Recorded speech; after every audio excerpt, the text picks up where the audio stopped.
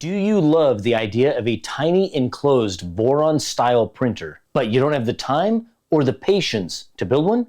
Sovol might have just solved that for you with the Zero. It's pre-built, fully enclosed, runs Klipper out of the box, and it's ridiculously fast. But the real question is, who is this printer actually for? And maybe the bigger question is, why did it take so long for someone to do this and do it right?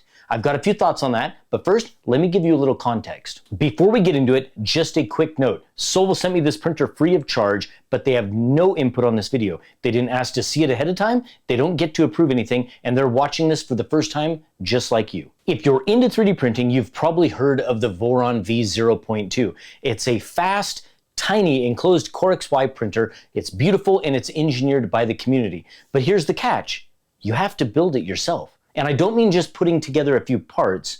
Building a Voron means sourcing from multiple suppliers, wiring everything, flashing Klipper, and troubleshooting as you go. It's a project. I've got several Voron kits here in the studio, kits I started with the full intention of knocking them out over a weekend or two. That was a while ago. The truth is, when you're using dozens of printers a year, especially filming here in the studio, there's just not enough time, especially for me, to do it all. So what if you could get that Voron experience without the building time, the sourcing, and the complexity? That's what Sovol's trying to do with the Zero. And I think a lot of people have been waiting for a machine like this. Is it even possible to get a real Voron-like experience without building it yourself? You'd think the answer to that is no, until I saw what Sovol packed into this thing. First off, this printer, it actually feels pretty solid. The frame is enclosed with a glass lid and door, which gives you that great, temperature stability. And the enclosure is done right. It's not just panels that are slapped onto an open frame. They're all custom panels for this particular machine. The parts are injection molded and everything fits clean. It doesn't feel like a kit. It feels like a purpose-built machine. The build volume is 150 by 150 by 150 millimeters. That's just a little bit bigger than a Voron V0.2. Not massive, but enough for most small parts, mechanical prints, and miniatures. And then there's the hardware. A 120C heated bed for serious materials, a 350C hot end, which opens the door to print those more exotic filaments, an eddy current bed leveling sensor that's fast, clean, there's no probe wobble, and it does a full mesh in just a couple of seconds. You're also getting Wi-Fi, Ethernet, and dual USB ports, and it runs Klipper out of the box. That means no Raspberry Pi required, no firmware flashing.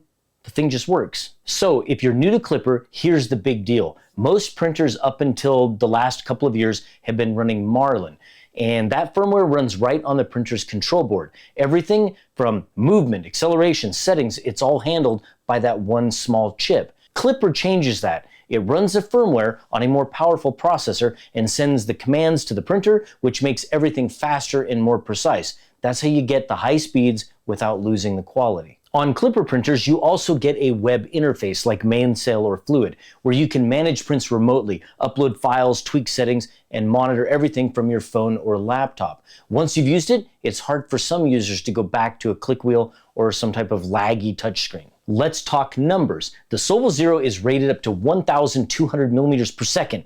It's insane. And yes, that's the same speed tier as the FLSun S1 Pro, which is a massive Delta machine built for high-speed printing. This printer is tiny, but it's fast. And because it's CoreXY and it's running Klipper with input shaping, it can actually hold that speed and still deliver relatively clean prints. Now, obviously, you're not going to be running every print at 1,200 millimeters per second.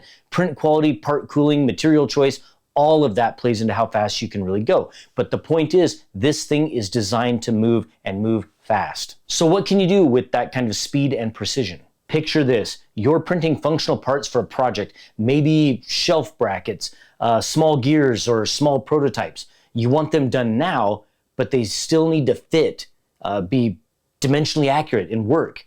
Or maybe you've got a bigger printer that runs all of your larger jobs, and you just need something small, reliable, and fast for those daily prints. This is the kind of printer that could sit right on your desk and just run. It's not the quietest machine, it's got a little fan noise, but it is enclosed and it's a perfect second machine. Or maybe a first machine for people who want capability without the bulk. You want something just small. So now that you've seen what this thing's built like and what kind of performance it can actually hit, who's it really for? If you've always wanted a Voron style printer, but never had the time or confidence to build one, this is for you. If you want a high-speed, small format machine that's built well and ready to go, this machine is for you. If you'd like to tinker and mod, but want a solid foundation to build from, this is open source and the community is going to love it. And if you're just looking for a fun, fast, enclosed printer for your bench, this one's pretty hard to beat. But it's not for everyone. If you're all about the DIY journey, sourcing every part, building it from scratch, this might feel like skipping the fun part. Might be a little bit too easy for you. If you need a large build volume, this definitely isn't the machine for you.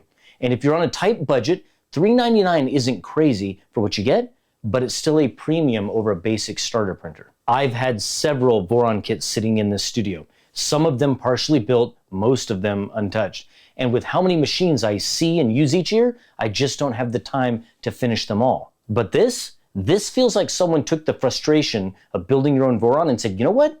Let's build a version that just works. And I'm actually kind of glad that they did. It's going to give a lot of people the opportunity to experience that Voron-esque feel, the speed, without investing all that time. Now, the gatekeepers of the industry, kind of like with the Sovol SV08, they won't be too happy about that. There's some people in our community that really feel like if you don't put in the energy, if you don't make the sacrifice and have the same struggles they did, that you shouldn't be able to participate at this level. I'm completely the opposite. I love the fact that we're reducing the barrier to entry and we're giving people an opportunity to play with machines this fast. Ultimately, I think this is going to be a really popular printer. It's compact, it's fast, it's built well, and the fact that it's open sourced means the community is going to run with it, just like we saw with the SV08. If this video helped you figure out if the Sovol Zero fits your workflow, do me a favor, hit the like and subscribe buttons, and if you've got questions, drop them in the comments below. I'll try and read every single one of them, I promise. Huge thanks to my YouTube members and Patreon supporters. You make videos like this possible. Thanks for watching. I hope you enjoyed it, and I will see you in the next one. I'm serious. These fast machines are crazy. I can't even imagine that.